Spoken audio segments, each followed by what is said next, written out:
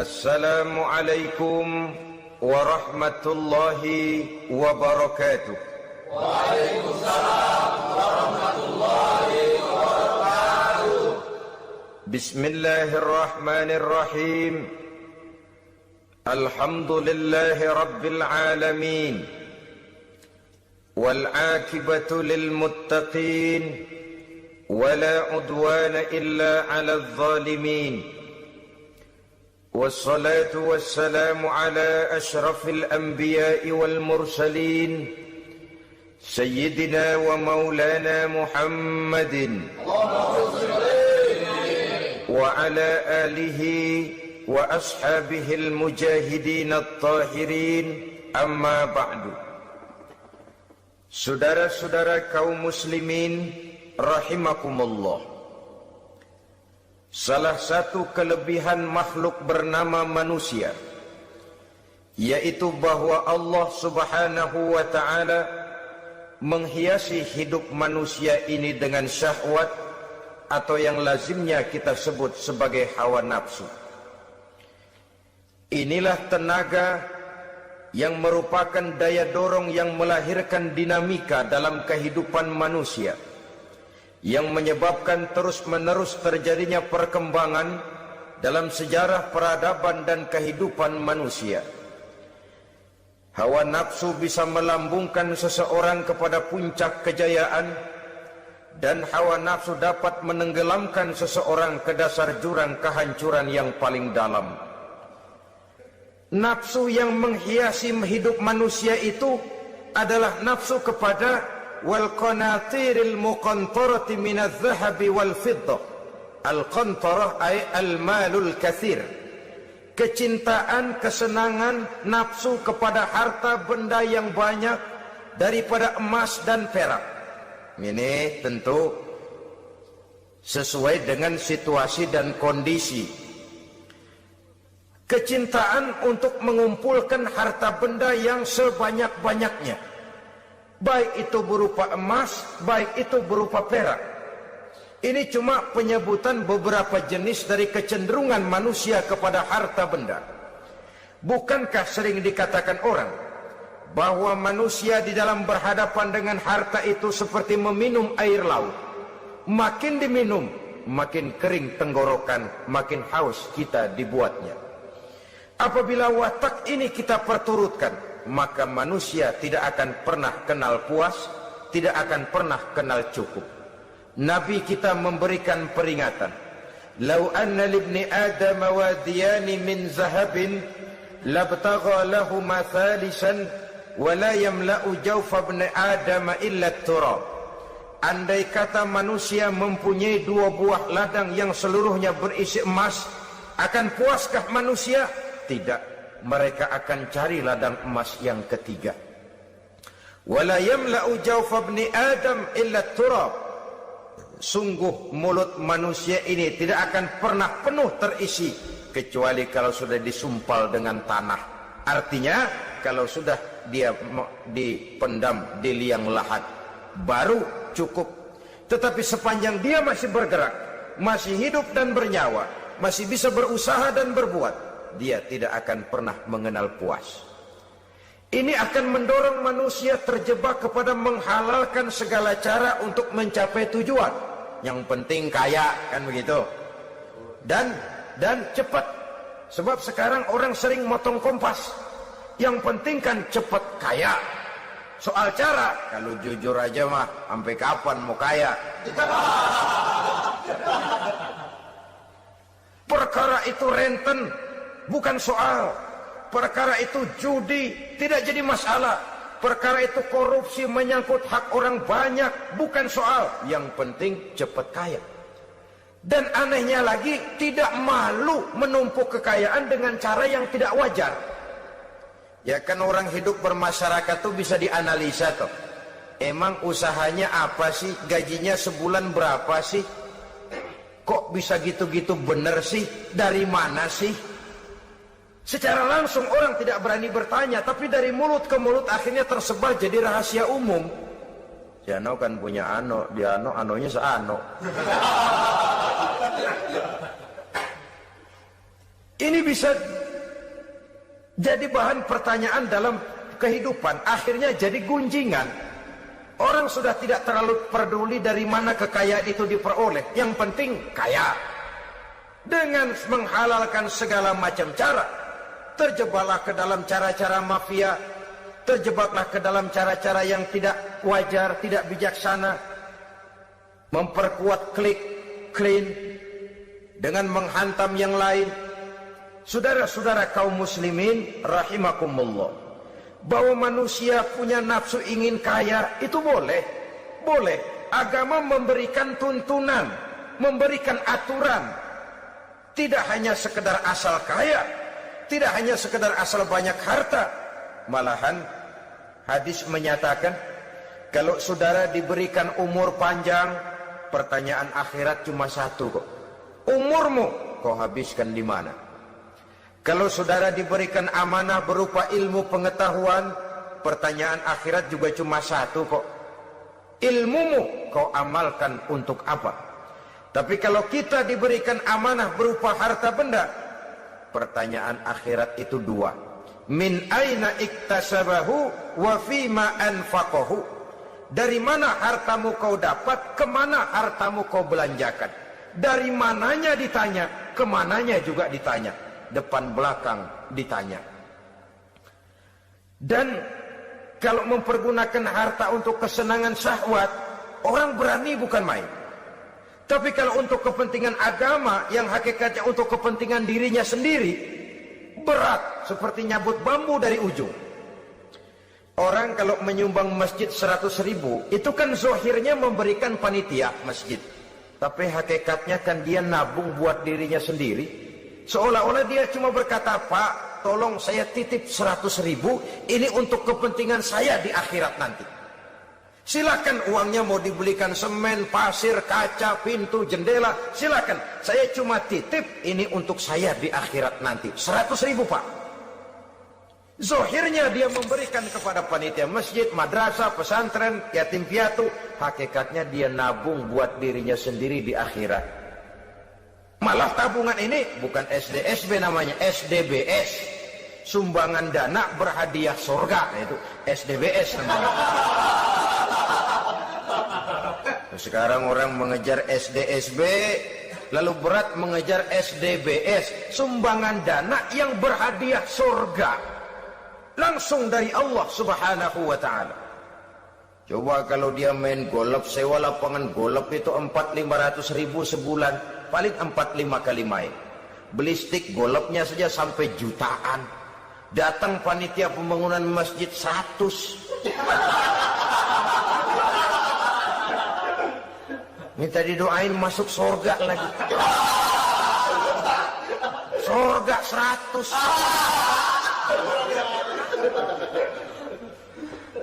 Saudara-saudara kaum muslimin rahimakumullah, kecintaan kepada harta benda yang banyak, baik berupa emas, berupa perak, mendorong orang untuk berlomba-lomba yang Allah peringatkan dalam Al-Quran, alhaakumut takatsur hatta zurtumul maqabir. Kamu telah lalai akibat kamu berlomba-lomba memperbanyak materi dunia. Hatta zurtumul maqabir, sampai kamu dekat masuk ke liang kubur, baru rupanya sadar bahwa perlombaan ini tidak akan pernah sampai ke garis finish.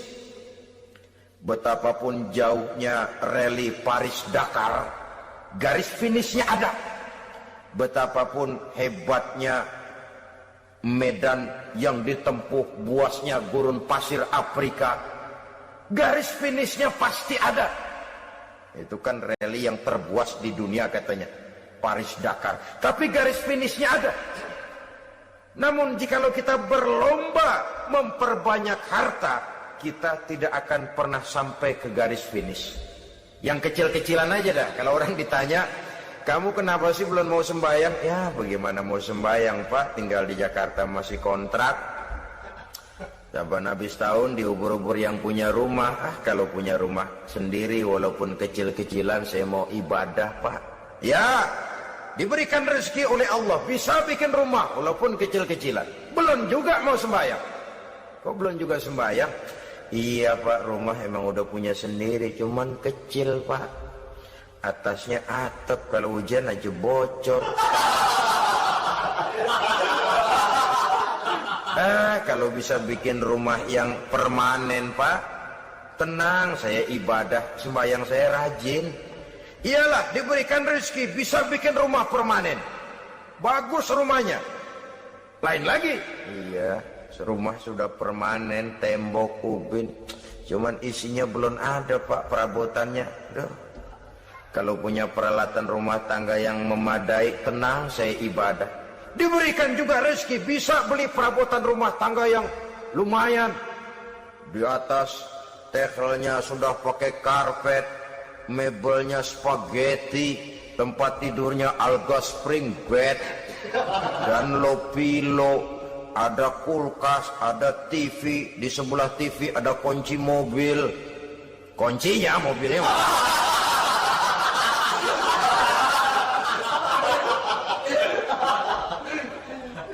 Bagaimana? Sekarang sudah cukup perabotan? Perabotan sudah ada Pak, cuman kendaraan belum punya ini. Kemana-mana masih ngukur jalanan aja. Kalau punya kendaraan enak, kemana-mana cepet Pak, mau ke masjid juga getap dah, rajin. Diberikan rezeki, bisa beli kendaraan. Lain lagi nanti. Sudah punya sepeda, pengen punya motor, kepengen punya mobil, kepengen punya pesawat terbang, pengen punya kapal induk. Sudah punya kebun, pengen beli sawah, sudah punya sawah, pengen punya gunung, sudah punya gunung, laut diborong.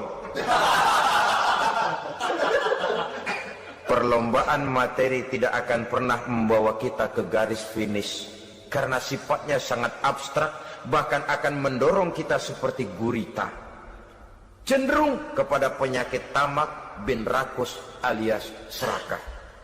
Dengan demikian saudara-saudara, bahwa kecintaan kepada harta merupakan nafsu, dan nafsu itu adalah perhiasan, dia bisa menjadi daya dorong positif. Kalau dalam upaya memperoleh harta itu kita tidak akan keluar dari tujuan keridhaan Allah. Saya cari nafkah, tapi yang Allah ridho. Saya ingin kaya, tapi dengan cara yang Allah ridho. Ini kunci yang akan menyelamatkan kita manusia dari perangkap menghalalkan segala cara.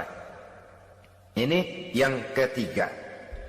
Yang keempat, dihiasi manusia itu dengan nafsu kepada wal khailil musawwamah, kuda yang bagus, kendaraan yang bagus, kuda yang terpelihara. Al-musawwamah ada yang mentafsirkan ar-ra'iyah. Ar-ra'iyah itu yang digembalai, binatang ternak, kuda yang digembalai atau kuda yang diikat. Artinya, kalau dulu kan yang namanya tuan-tuan tanah itu baru dibilang bejeger kalau kemana-mana naik kuda. Jet set zaman dulu itu udah kelompok jet set itu kendaraan. Kalau sekarang baby benda, dulu mah kuda band.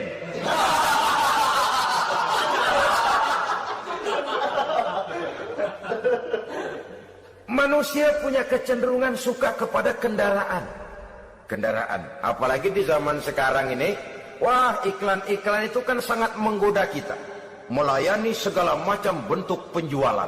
Nah, ini lalu terangsang biar duit cekak. Kalau udah ngebaca itu, wah, berani banget dah. Tahu duit nggak mungkin cukup, tapi begitu baca melayani segala macam bentuk penjualan dengan fasilitas ringan. Nah, jadi dah. Jadi juga punya mobil, jadi dah. Perkara utang itu bakal nyekek leher, bukan soal. Kasihan saudara-saudara kita di daerah-daerah yang terjebak kepada iklan-iklan merangsang yang akhirnya di luar kemampuan, sehingga terjebak pada saat dia harus mengembalikan kredit, dia tidak mampu, barang disita, uang hangus, nyengir deh. Bekipas sembari tahlil, habis arang besi binasa. Bahwa kita menginginkan kendaraan yang serba baik, silahkan. Tiap akhir tahun ganti merek, keluar yang baru, ganti lagi.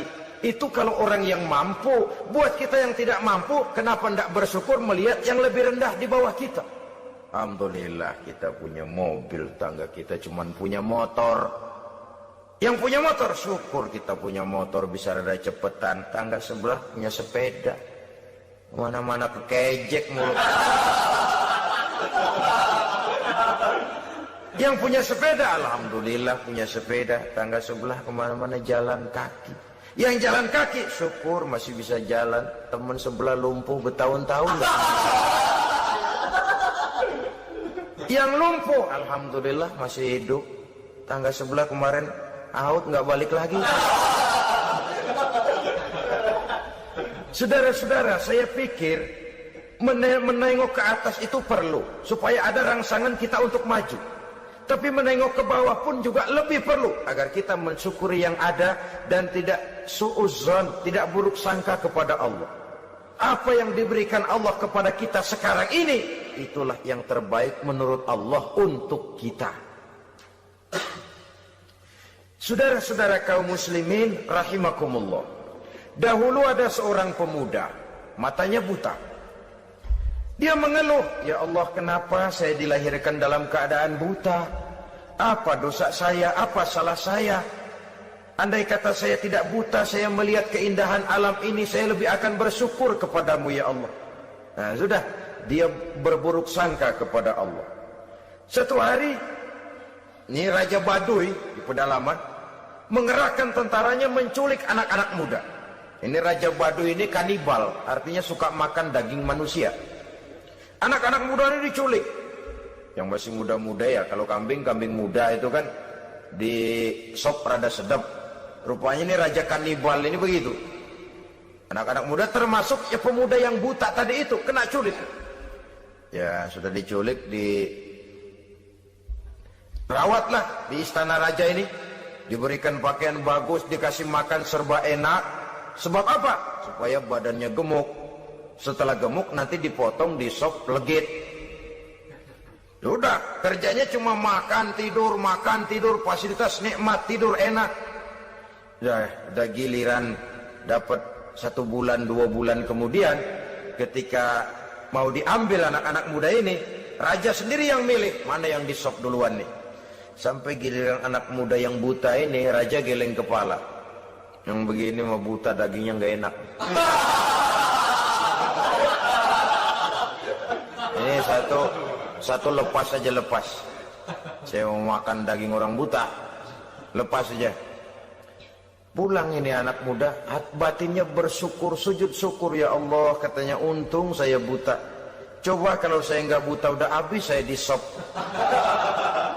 2 bulan yang lalu dia mengeluh, ya Allah, kenapa saya dilahirkan dalam keadaan buta? Sekarang dalam pulang ke rumah, perjalanan menuju ke rumah, dia berkata, alhamdulillah, andai kata saya tidak buta, habis badan saya disop oleh raja yang kanibal tadi itu. Saudara-saudara kaum muslimin rahimakumullah. Jadi dengan demikian pola hidup yang konsumtif sesungguhnya sangat tidak mendidik apabila dilatar belakangi oleh kemampuan yang tidak menunjang. Dengan demikian setidaknya mendidik orang untuk berkhayal. Anak-anak muda sama merek mobil ngerti banget dah. Punya kagak? Ini BMW model terakhir nih. Nih kemarin gue ngeliat di sana, gue megang rame.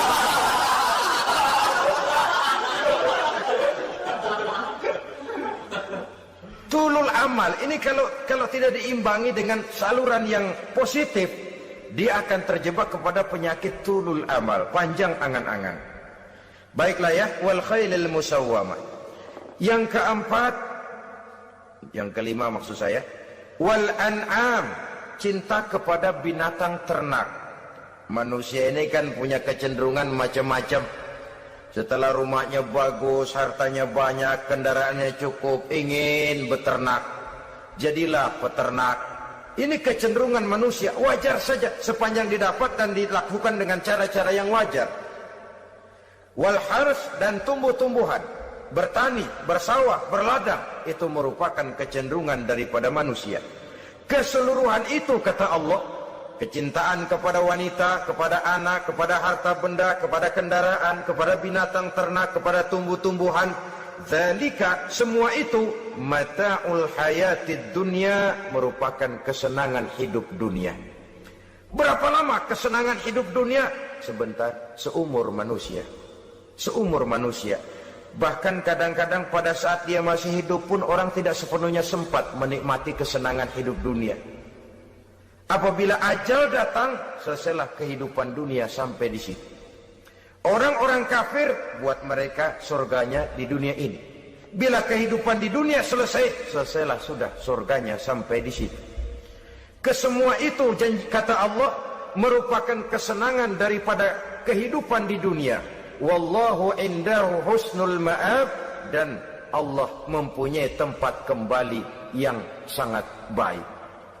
Nah, setelah Allah menjelaskan semua itu, pada ayat yang ke-15 Allah memberikan jalan keluarnya.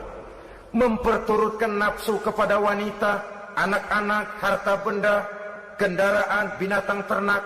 Bijaksanakah itu?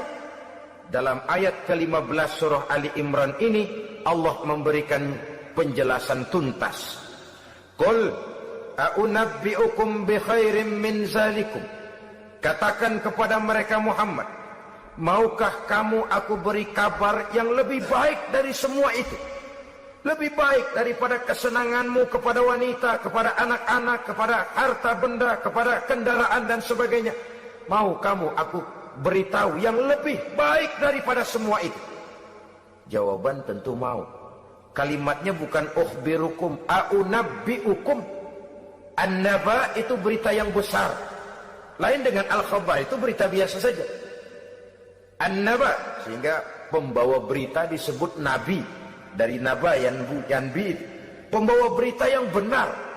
A'unabbi'ukum, maukah aku tunjukkan kepada satu berita yang benar-benar besar dan benar-benar lebih baik dari yang semua disebutkan tadi. Apa jalan keluarnya? Lillazina taqaw 'inda rabbihim jannatun tajri min tahtihal anhar. Bagi orang-orang yang bertakwa kepada Allah, mereka akan mendapatkan surga yang di bawahnya mengalir sungai. Khalidina fiha, mereka akan kekal di dalamnya. Wa azwajun mutahharah, dan mereka mendapat istri-istri yang suci. Wa ridwanum minallah, dan keridhaan daripada Allah subhanahu wa ta'ala. Kalau kamu hai orang-orang yang beriman, kalau kamu hai manusia menyangka bahwa nafsu kepada wanita, anak-anak, mengumpulkan harta benda, kendaraan yang menarik, binatang ternak dan tumbuh-tumbuhan itulah yang lebih baik untuk kesenangan dunia. Memang itu kesenangan dunia. Tapi nih, seolah-olah kata Allah, nih, saya kasih tahu kamu, aku beritahu yang lebih baik dari semua itu. Apa? Takwa kepada Allah. Kecintaan kepada wanita. Kalau takwa dasarnya, orang enggak amburadul, enggak semrawut, enggak pokoknya gue masal perempuan dan membuat terus. Tapi punya kaidah, punya norma. Bikin juga kepada anak-anaknya. Demikian juga kepada harta benda. Pokoknya asal harta, mau halal, mau haram, tekuk terus dah. Semuanya dilandasi oleh taqaw, lillazina taqaw, oleh ketakwaan kepada Allah. Nah, ketakwaan ini akan menghasilkan apa? Inda rabbihim jannatun tajri min tahtihal anhar. Melahirkan, menghasilkan surga yang di bawahnya mengalir sungai-sungai. Saudara-saudara kaum muslimin rahimakumullah, jika kita menyangka bahwa wanita bisa memberikan kesenangan, iya, kesenangan dunia. Jika kita menyangka bahwa harta benda bisa memberikan kesenangan, iya, kesenangan dunia.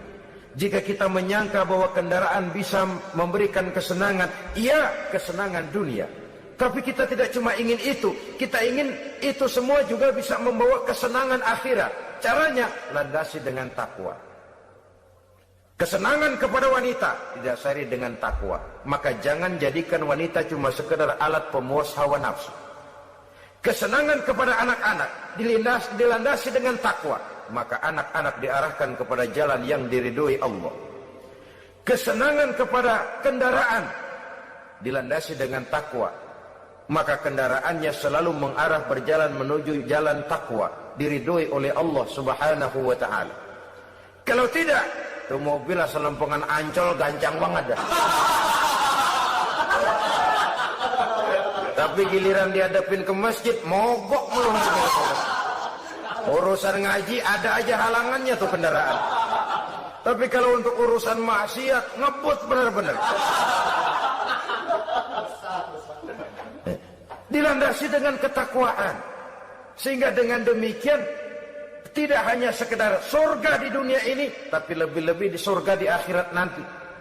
Khalidina fiha, kekal. Kalau dunia ini kan zillun zail, bayangan. Hari ini kita jaya, besok kita bangkrut. Siapa yang mau menghalangi? Hari ini kita melambung, besok kita nyungsep. Siapa yang bisa menarik? Tidak kekal, berubah, temporer, relatif. Di sana kebahagiaan yang dilandasi dengan takwa ini sudah surga, kekal di dalamnya, azwajun mutahharah. Mendapat istri-istri yang suci. Suci dalam arti belum pernah dijamah orang lain. Suci dalam arti tidak pernah terkena halangan. Seperti men misalnya. Baik menstruasi atau mencret, itu tidak. Azwajun mutahharah. Konon makna mutahharah ini ya artinya juga bisa selalu gadis, bidadari itu. Selalu perawan. Tidak pernah janda. Walaupun tiap hari dipakai, perawan terus. Dan yang lebih penting, waridwanum minallah, mendapat ridho dari Allah Subhanahu wa taala. Jadi hawa nafsu dengan motivasi takwa, itulah sesungguhnya yang dikehendaki oleh Ali Imran ayat 14 dan 15. Dengan demikian, manusia dengan ketakwaannya mengendalikan hawa nafsu dan bukan malah dikendalikan oleh hawa nafsunya. Pada surah Ali Imran ayat 14, Allah Subhanahu wa taala berfirman, A'udzu billahi minasy syaithanir rajim. Zuyyina lin-nasi hubbus syahawati minan nisa'i wal banin wal qanatiril muqantarati minadh dhahabi wal fiddah wal khailil musawwamati wal an'ami wal harth. Dzalika mata'ul hayatid dunya wallahu 'indahu husnul ma'ab. Mari kita perhatikan ayat ini lebih dekat lagi. Allah Subhanahu wa taala menjelaskan, Zuyyina lin-nasi hubbus syahawat. Makhluk manusia itu dihiasi dengan hawa nafsu. Dengan kata lain, hawa nafsu adalah perhiasan. Manusia tanpa hawa nafsu sama saja dengan orang yang tidak berhias. Monoton, tidak mempunyai perkembangan dalam gerak kehidupannya.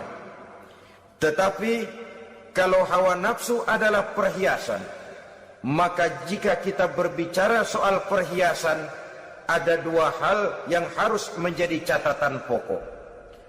Pertama, kapan satu perhiasan boleh kita pakai?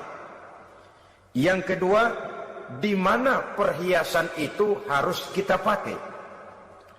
Kalau saudara berdandan rapi, pakai sepatu dengan kaos kaki, celana, jas, pakai dasi segala macam, tapi itu saudara lakukan pada saat saudara akan pergi ke WC, maka saudara sudah memakai perhiasan tidak pada waktu yang tepat. Begitupun sebaliknya, kalau jam tangan saudara pakai di kaki, kopiah saudara pasang di kaki, lalu sepatu naik ke atas jidat, maka saudara memakai perhiasan tidak pada tempatnya yang tepat. Demikian juga sifat yang bernama nafsu.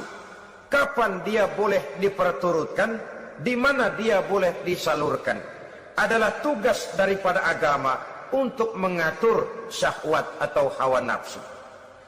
Lihatlah kehidupan malaikat. Malaikat makhluk yang diciptakan Allah tanpa hawa nafsu. Maka kehidupan malaikat monoton.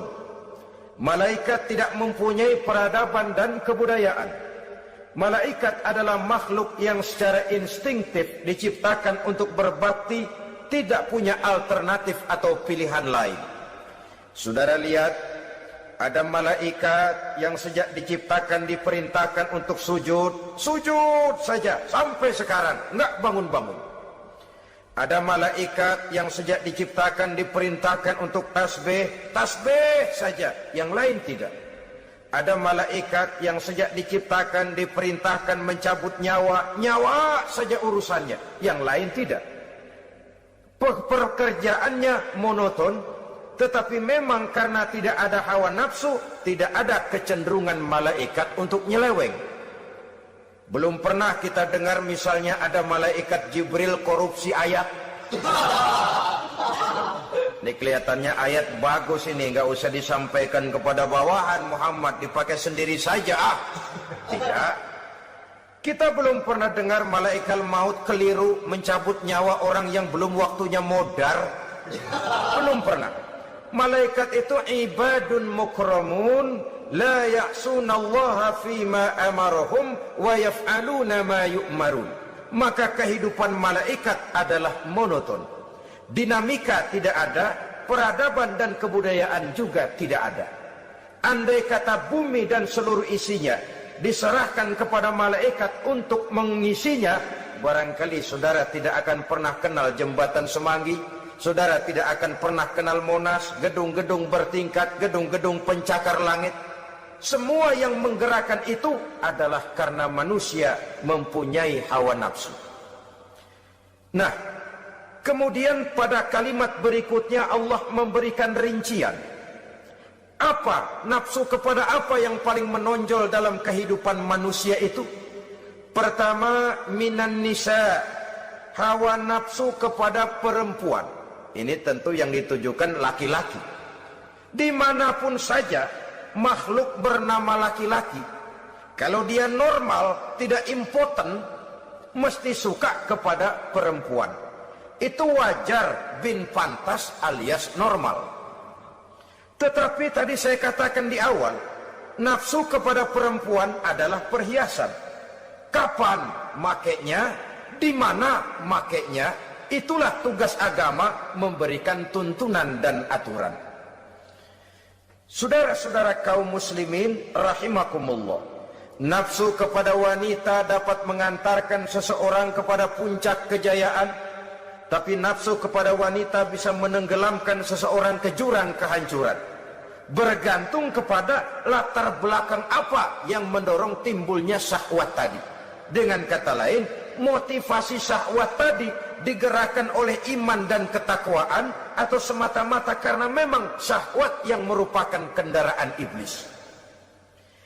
Penyelewengan pertama yang terjadi dalam sejarah kehidupan manusia adalah penyelewengan yang dilakukan oleh Nabi Adam alaihi salam pada saat ia memetik buah khuldi.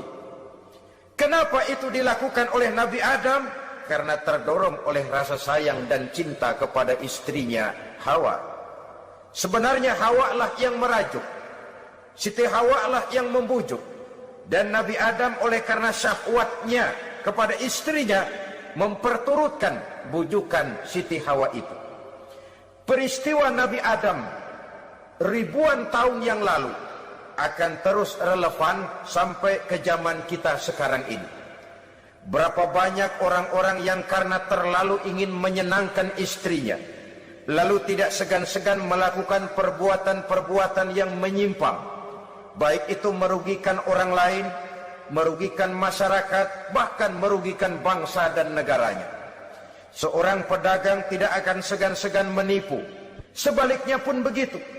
Tidak jarang wanita di dalam kelemahannya bisa menenggelamkan dunia. Seorang suami yang jujur, polos, lugu, sederhana bisa jadi koruptor ulung karena didorong-dorong oleh istrinya. Istrinya barangkali bisa saja dibakar-bakar oleh tetangganya. Suaminya jujur, sederhana, kepala bagian, tempatnya basah tapi melarat. Istri rupanya tidak sabar melihat gaya hidup yang makin konsumtif, persaingan yang makin tajam. Suaminya dikipas-kipasin. Kata istrinya, bang, tetangga sebelah kita lakinya pegawai kecil, bang, tapi gelangnya kayak pelek beca. Abang ini kepala bagian tidak bisa membelikan saya macam itu, percumalah. Kata suaminya, ya bagaimana, bu, gaji saya cuma segitu-gitunya. Ya namanya kepala bagian, apaan, kayak sahabat dulu. Kalau sudah berpikir ke arah ini, artinya sudah ngipasi suaminya untuk melakukan tindakan yang tidak wajar. Saudara-saudara kaum muslimin rahimakumullah, sejak zaman klasik sampai kepada zaman kita sekarang ini, kita melihat kecenderungan syahwat kepada wanita ini. Julius Caesar yang katanya gagah perkasa ternyata tunduk di bawah kaki Cleopatra. Napoleon Bonaparte, the Lion of Europe, singa daratan Eropa, luas kekuasaannya, gagah perkasa tentaranya, kepada siapa dia tunduk? Ke bawah kakinya Margaret Josephine. Demikianlah di zaman kita sekarang, kita melihat di Jepang, betapa Perdana Menteri Uno didesak mengundurkan diri dari jabatan Perdana Menterinya oleh karena terlibat skandal dengan geisha. Kita juga melihat di Amerika betapa Senator Gary Hart dari Partai Demokrat yang masih muda, jenius, diharapkan masa depan Amerika lahir dari tangannya, terpaksa mengundurkan diri dari calon presiden oleh karena terlibat skandal dengan Donna Rice. Kita juga menyaksikan betapa parlemen dan kabinet di Inggris sempat geger oleh karena skandal Pamela Bordes, pelacur kelas kakap yang melanglang buana mencari sasaran-sasaran kakap. Ini adalah kisah kejatuhan yang diakibatkan oleh hubbus syahawat minan nisa. Oleh karenanya benar jika Nabi kita menyatakan an-nisa'u imadul bilad, wanita adalah tiang negara. Jikalau baik wanita, baik negara. Jikalau rusak wanita, hancur negara. Kalau syahwat kepada wanita cuma semata-mata karena syahwat, maka seorang laki-laki akan memandang wanita cuma sekedar alat pemuas hawa nafsu. Nilainya rendah. Sedangkan agama kita mengajarkan ma akraman nisaa illa karimun wa ma ahanan nisaa illa laimun, kata Nabi. Tidak akan menghormati kaum wanita kecuali orang-orang yang terhormat, dan tidak akan merendahkan derajat kaum wanita kecuali memang orang-orang yang rendah moralnya. Dengan kata lain, apabila syahwat minan nisa ini dilandasi dengan semangat iman dan ketakwaan, maka kehidupan Rasulullah sallallahu alaihi wasallam sungguh menjadi figur dan contoh dalam kehidupan kita. Perkawinannya bukan karena wajah yang cantik semata-mata, tapi lebih merupakan nilai ibadah kepada Allah Subhanahu wa ta'ala. Dengan demikian, kecenderungan kepada hubbus syahawat minan nisa dikontrol oleh nilai iman. Barometernya, tolok ukurnya adalah iman. Di zaman sekarang banyak kasus kawin campur yang pada akhirnya akan membingungkan kita sendiri. Padahal Al-Quran secara jelas dan tegas memberikan bimbingan. Orang itu kalau sudah, kata Imam Syafi'i, wa ainur ridha an kulli aibin kalilatun kama anna aina suhti tubdil masawiya. Mata kalau dibalut cinta dia buta terhadap nista, tapi mata kalau dibalut benci hanya melihat yang keji-keji saja. Biasanya cinta kepada wanita memang bisa menimbulkan dorongan yang positif, tapi juga bisa membuat seseorang buta sama sekali. Dorongan yang positif paling kurang dari segi penampilan. Coba lihat lelaki kalau lagi demen perempuan, lenjeh banget kan? Sisiran rambutnya rapi, teriskaan bajunya lancip, sepatunya mengkilat, kantong celananya tebel, perkara anduk isinya bukan soal.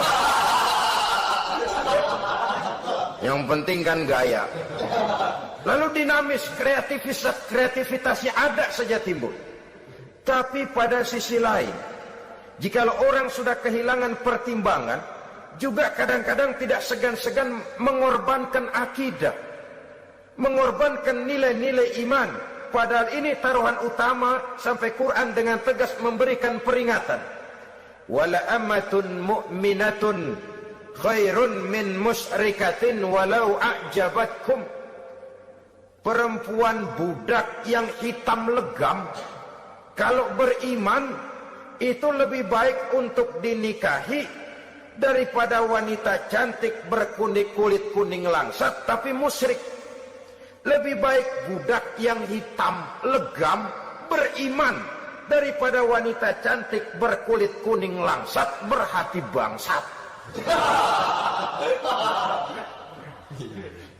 Tapi kita kadang kehilangan pertimbangan. Karena agama, karena cinta agama digadaikan. Karena cinta akidah terjual. Karena cinta keyakinan jadi korban. Ini semua penyakit yang datang dari hubbus syahawat minan nisa. Kecenderungan mengumbar nafsu kepada perempuan. Ini memang perhiasan, tapi bisa juga jadi bumerang dalam kehidupan manusia. Berapa banyak penyelewengan terjadi karena pengaruh wanita. Yang tidak bisa jadi bisa. Ini pengaruh di dalam kehidupan memang sedemikian besarnya. Sehingga saudara-saudara kaum muslimin, inilah yang perlu dikendalikan dalam kehidupan, kapan dan di mana. Kalau nafsu adalah perhiasan, kapan dan di mana perhiasan itu harus kita pakai, di mana dia harus kita tempatkan. Begitu juga yang menyangkut soal perempuan. Kapan? Ya kapan tentu kalau sudah nikah. Di mana? Yang jelas bukan di depan umum.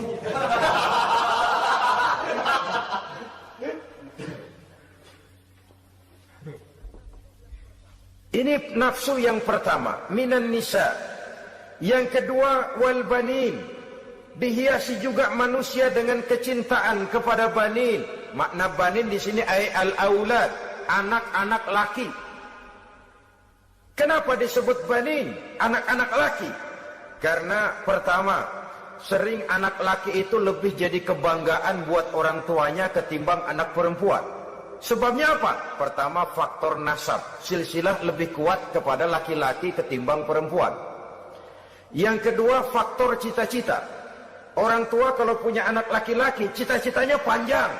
Nak, kau nanti jadi dokter ya. Nak, jadi insinyur ya. Nak, jadi pilot ya. Nak, jadi pengusaha ya. Nak, jadi presiden ya. Tapi kalau dia punya anak perempuan, paling, ya nak, mudah-mudahan nanti kamu dapat jodoh orang baik nak. Dapat jodoh orang soleh. Saudara-saudara, yang ketiga, anak perempuan itu kalau sudah berkeluarga biasanya pindah kepada lingkungan keluarga lain. Sehingga orang berkata, punya anak perempuan banyak sebenarnya seperti agen. Artinya ada yang mau bawa, kan begitu. Ada yang minta, ambil. Ada yang berminat, buntel. Paling dia nengokin orang tuanya ya lebaran. Ya syukur kalau sebulan sekali atau seminggu sekali. Tapi minimnya kan lebaran. Dengan demikian dari garis nasab ini lebih kuat al-banin ketimbang al-banat. Manusia dihiasi dengan kecintaan kepada anak-anak. Sering karena terlalu cinta kepada anak, kita menjerumuskan anak.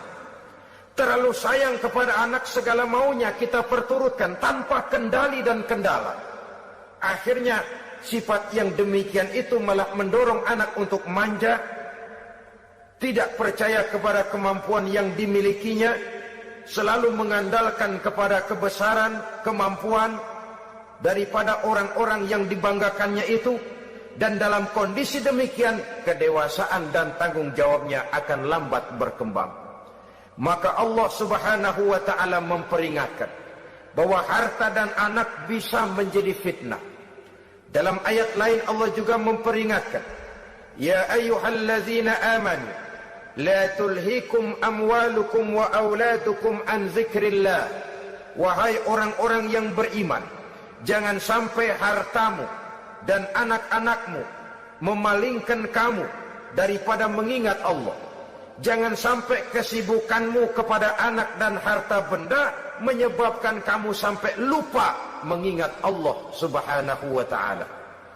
Berapa banyak manusia yang tenggelam dengan melupakan Allah, jauh dari agama, jauh dari tuntunan syariat, oleh karena disibukkan oleh persoalan anak dan persoalan harta benda.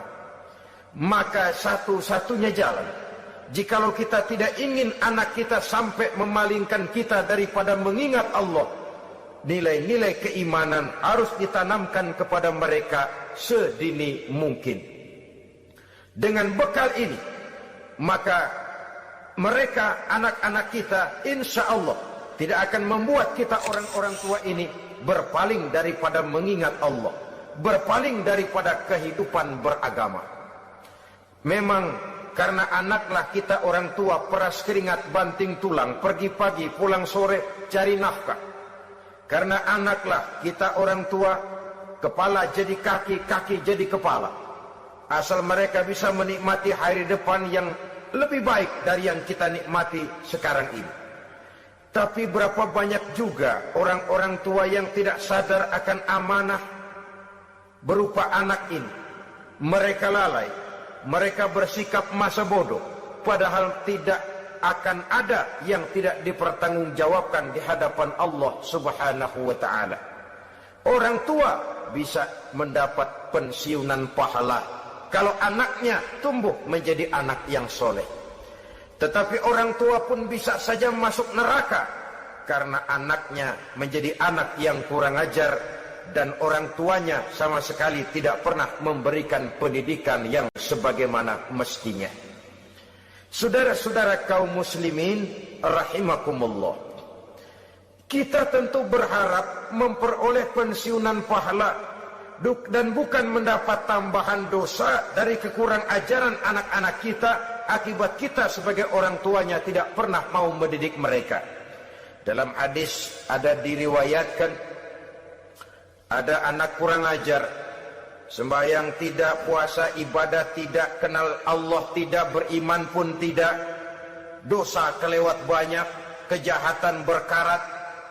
Di akhirat nanti disidang dia, ditanya, kamu kenal siapa Tuhanmu? Tidak. Kamu tahu siapa nabimu? Tidak. Kitab sucimu apa? Tidak tahu. Kiblatmu di mana? Tidak ada. Kamu sholat? Tidak pernah. Kamu puasa? Tidak pernah. Wah, kalau begitu kamu rusak sekali. Kamu neraka. Anak ini mengajukan protes. Saya menuntut keadilan. Benar saya tidak kenal siapa Tuhan saya. Saya tidak tahu apa kitab suci saya. Saya tidak pernah mendirikan sholat, tidak pernah melaksanakan puasa. Pendeknya tidak ibadah dan tidak iman. Tapi semua itu terjadi sebab-sebabnya tidak lain karena orang tua saya tidak pernah mendidik dan mengajarkan saya. Orang tua saya tidak pernah mengarahkan saya ke jalan itu. Sampailah saya seperti keadaan yang sekarang ini. Orang tua saya enak-enakan ngaji, saya teler diantepin aja. Orang tua saya memegang kitab, saya megang botol. Dia tahu, dia diam saja. Dia tahu dan dia tidak memberikan peringatan. Karena orang tua saya lah, maka saya jadi seperti sekarang ini. Kalau saya harus masuk ke dalam neraka, saya menuntut keadilan agar orang tua saya juga ikut bersama saya gabung ke dalam neraka. Orang tuanya yang baik-baik dipanggil, sudah mau berangkat ke surga nih orang tua, dipanggil, "Tar dulu mas, ini dulu." Mau kemana? Gancang banget. Surga pak, nanti dulu urusan belum beres. Ini benar anakmu ini. Dilihat anaknya, iya anak saya ini. Waktu di dunia nggak pernah diajarin ngaji, nggak pernah. Sampai dia nggak kenal Tuhannya, nggak kenal nabinya, nggak kenal kiblatnya, nggak kenal kitabnya. Iya. Dia sembahyang, kamu diam, dia nggak sholat, kamu diemin aja. Iya kali. Kenapa pakai kali? Yang benar ngomong mas. Ramadan dia nggak puasa, kamu nggak tegur, kamu diam saja. Iya. Wah, kamu nggak tanggung jawab. Kamu tahu anak itu adalah amanah. Menyia-nyiakan amanah adalah khianat. Khianat adalah dosa besar. Jadi bagaimana saya? Ya kamu gabung sama anakmu, join ke neraka berdua bareng. Lantaran kamu tidak mau mendidik mereka, anak-anakmu, maka jadilah anak-anakmu seperti sekarang ini. Saudara-saudara kaum muslimin rahimakumullah.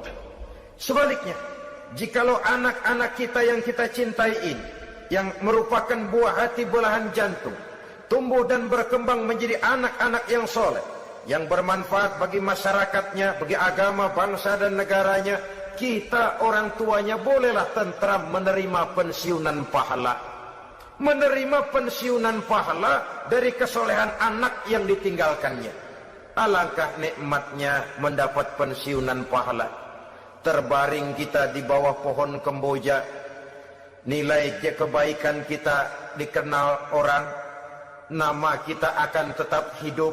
Oleh karena kita meninggalkan anak-anak yang tumbuh menjadi generasi yang soleh, bukan anak yang salah. Oleh karenanya, kecintaan kepada anak jangan sampai membuat kita lalai dari mengarahkan mereka kepada kehidupan beragama.